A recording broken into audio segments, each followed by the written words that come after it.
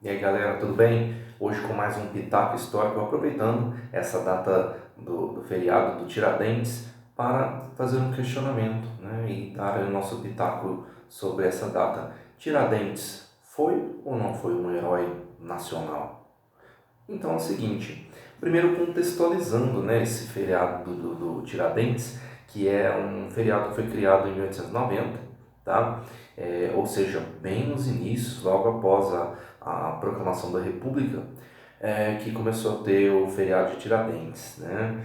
Quem foi Tiradentes? O Joaquim José da Silva Xavier. Foi um dos membros de um movimento separatista, de um movimento emancipacionista ocorrido no Brasil, ali no ano 1789, um movimento chamado Inconfidência Mineira, que você já deve ter ouvido falar, né? É um grande símbolo até hoje aí para o estado de Minas Gerais. Por exemplo, o século XVIII no Brasil, você sabe que é marcado pela mineração, pela economia mineradora. E existiam lá os impostos que todos os mineradores deveriam pagar na região das minas. Com o passar do século XVIII, a quantidade de ouro foi diminuindo, mas os impostos não diminuíam, né? O governo português queria arrecadar cada vez mais impostos da região mineradora.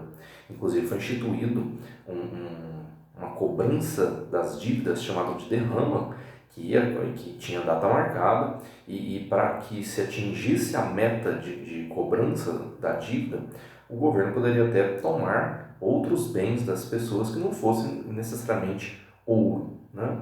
E é nesse contexto que acontece a Inconfidência Mineira, né? Um movimento aí com um certo caráter republicano, um certo caráter separatista, como eu já falei, um movimento elitista, né? Grande parte aí dos participantes eram membros da elite, né? É, profissionais liberais, né? O próprio Tiradentes, ele, que era um alferes do exército, né? Ele era um tipo de dentista nas horas vagas, né? Mais como um hobby. Você tem ali fazendeiros, né? Alguns intelectuais, né? Gente que tinha se formado até em universidades europeias, né?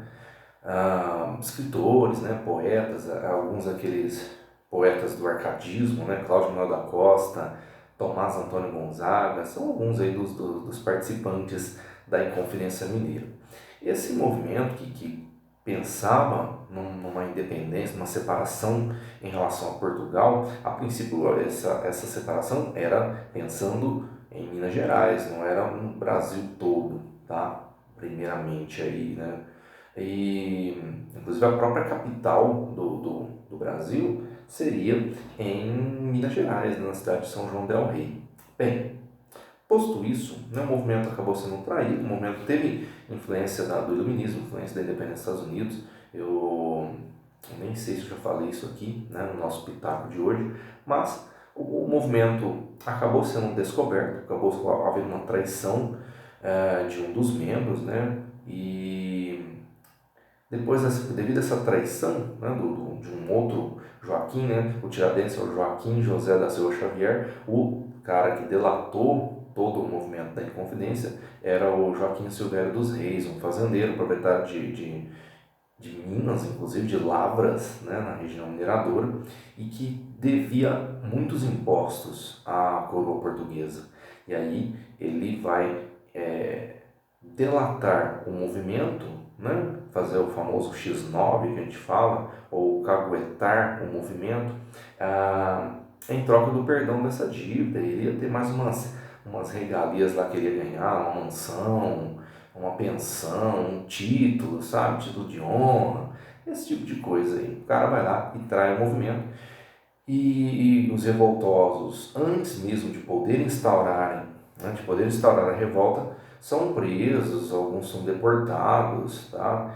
E o Tiradentes é o único que é condenado à morte, assumiu a culpa ali pela coisa toda, e acabou sendo condenado à morte, foi enforcado e esquartejado. Isso aí ficou meio esquecido por muito tempo, né? Esse fato aí da Inconfidência Mineira, a questão toda a questão relacionada à Inconfidência Mineira ficou mais ou menos esquecida, né? E aí acontece a independência do Brasil, ela acaba acontecendo pelas mãos do próprio representante da coroa portuguesa aqui, que foi o príncipe Dom Pedro, e essa coisa toda ficou para lá.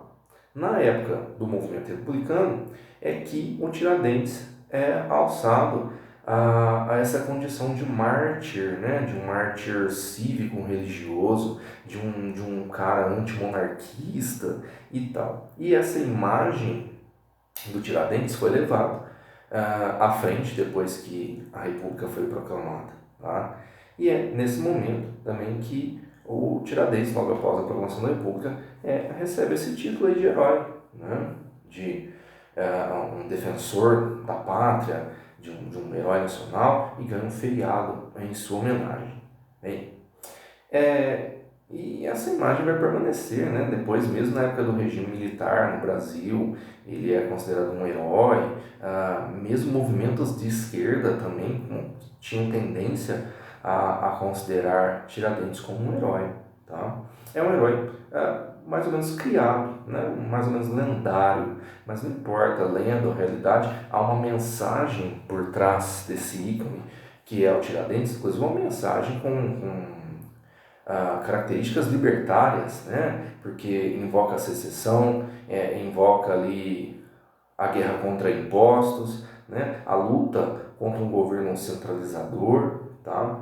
Então, para uns herói, né? Para outros nem tão herói assim, mas o fato é que Tiradentes é uma figura que conseguiu um grande respeito e se tornou um símbolo, sim, um símbolo de luta, né? De luta contra um autoritarismo, né? Dos governos, ou um governo centralizador, como eu falei agora há pouco, e, enfim, era esse nosso pitaco histórico de hoje, para você pensar aí, né, para quem não tinha conhecimento de quem foi Tiradentes, como foi a sua história, e também entender aí de onde vem esse heroísmo, entre aspas, né, para uns herói, para outros nem tanto. Para mim sim, eu considero ele um herói por essa mensagem com características libertárias que ele traz, né, de ir contra os abusos do fiscalismo português, ao mesmo tempo em que queria a separação total em relação a Portugal, tá bom? Curta, compartilhe, se inscreva para que você não perca nenhum vídeo do nosso canal, inclusive os nossos pitacos históricos. Valeu!